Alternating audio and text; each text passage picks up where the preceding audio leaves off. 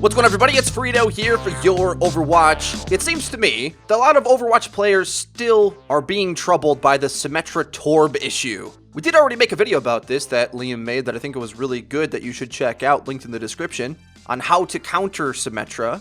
But in this video, I want to get a more specific explanation of the methodology that you use to understand about countering Symmetra, mostly through the perspective of Pharah. Here we're going to be watching Cloud9 versus FaZe Clan, and Shadowburn, although famous for his Genji, also has a decent Pharah as well. Against Cloud9's multi-tank and double builder combo, the Pharah reigns supreme and goes largely uncontested in the air. Now granted, Cloud9 could have had a hit scan of their own to deal with the Pharah, but the beauty about Pharah's playstyle to actively counter the builders is that she can do it from such a range that a soldier couldn't even really effectively shoot her. The key aspect of Shadowburn's play in order to counter the builders is patience. When you go up against the double builders, those turrets can't move, so they don't get any value unless you allow them to get value, unless you put yourself in a spot where they're able to get value. So with that being said, taking a hero like Pharah that can avoid them entirely and patiently poke away can swing the value proposition towards your team's favor.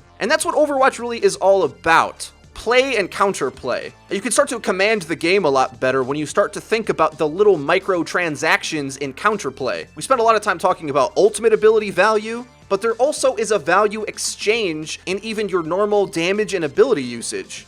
And the key to doing that well is knowing when you're doing your job appropriately and not overextending your position. When you find these pockets of the map that allow you to get a lot of value out of, you have to dig in those spots and be patient and not be too eager to bite off more than you can chew too quickly. Once you find yourself in a spot where you can get a lot done, you don't need to overthink it and try to do too much. Because in Overwatch, dying is way worse than it is in a lot of other games. Generally speaking, it's almost always better to try to have the maximum impact while still staying alive, rather than go for a risky play that might net you nothing. At least with Pharah. If she's not playing against builders, Mei, Junkrat, other CC spam type defense entrenched setups, and she's playing more of a traditional death ball or against the dive comp or something, maybe her one-to-one assignment is finding that hit scan and taking it out first, making sure all of her attention is on that one target. Well, instead, when you're playing against these builder setups, you should be thinking of it as setting up your own zone of effectiveness and commanding that space, because once you set up in those pockets, you can begin to slowly chip away and remove the value of the builders, because remember, if the things the builders have built get destroyed, a huge chunk of their value is just removed from the game. I mean, imagine if you could just stop McCree from using flashbang. Okay, I guess you can hack. But the beauty of it is that Pharah can do these things for free. She's the best hero at this.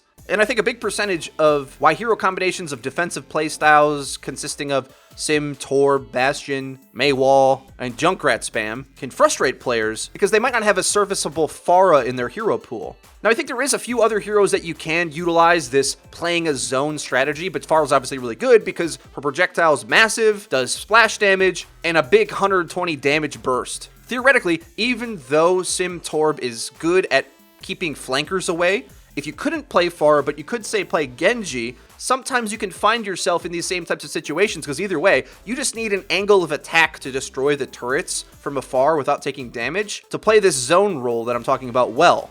And as long as you have one player that's pretty good at that, the fortitude of the Sim Torb setup is going to crumble at the seams, if you give enough patience and don't overcommit yourself to a fight that lets you trade out. Too often do you see teams that are just diving into Sim Torb and getting blasted by everything before they can get any value out of that positioning. You have to realize when you're in a good spot, stay home in those positions, chip away at these builders' defenses, and then when that value is removed from them and you're on the front foot, then look for the opening to commit. Other heroes that can be decent at this, Hanzo, Widowmaker, Junkrat even. A lot of these picks, when I say out loud, people in the comment section start memeing on me and laugh at the mere idea of picking something like this on an attacking formation, but you have to open your mind when you're playing up against something.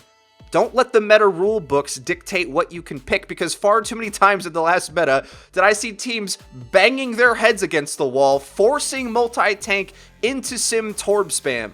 I have PTSD flashbacks of walking up the stairs of Numbani with a whole team that wants to walk into a Maywall. You don't have to be a lemming like that. Sometimes the game isn't balanced appropriately to where the implicit answers developed into the game work well enough, but I think they do right now, especially for this expressed problem of a bunkered down Torb defense. Guys, let me know if this video was helpful for you in any way. And be sure to slap the like button if it was. If you haven't already, please hit the subscribe button. And be sure to hit the little bell icon so you can get notifications whenever our videos go live. Follow our Twitch streams, our Twitter, and check out our Discord, all of which will be linked in the description. That's been it for me. I've been FREEDO for Your Overwatch. I'll see you guys next time.